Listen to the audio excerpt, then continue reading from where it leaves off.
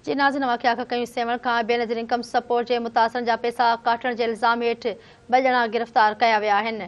Device holder Sajjad Ansari Mumtaz वठो गिरफ़्तार कया विया आहिनि। संदनि ख़िलाफ़ केस दाख़िल कयो वियो आहे।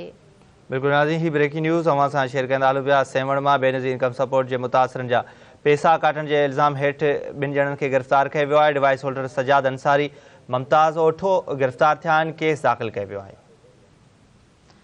बिल्कुलु नाज़रीन, वाक़िया खां कयूं पिया। बेनज़ीर इनकम सपोर्ट जे मुतासिरनि जा पैसा काटण जे इल्ज़ाम हेठि ॿिनि ॼणनि खे गिरफ़्तार कयो वियो आहे। डिवाइस होल्डर सजाद अंसारी मुमताज़ ओठो गिरफ़्तार कया विया आहिनि।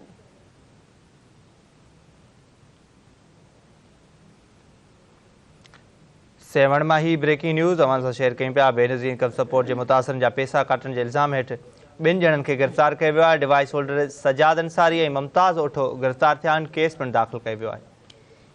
इन हवाले सां सेवण खां धरती टीवी न्यूज़ जो रिपोर्टर रियाज़ जमाली लाइन ते मौजूद आहे। जी रियाज़, ॿिया कहिड़ा तफ़सील आहिनि?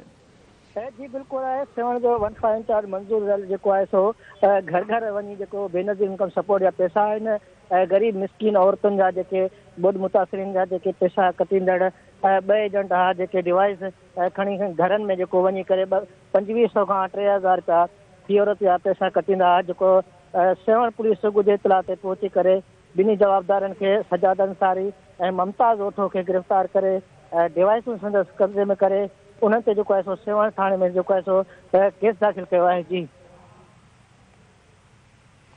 ठीकु आहे, वॾी महिरबानी, उहा तफ़सील ॾिना।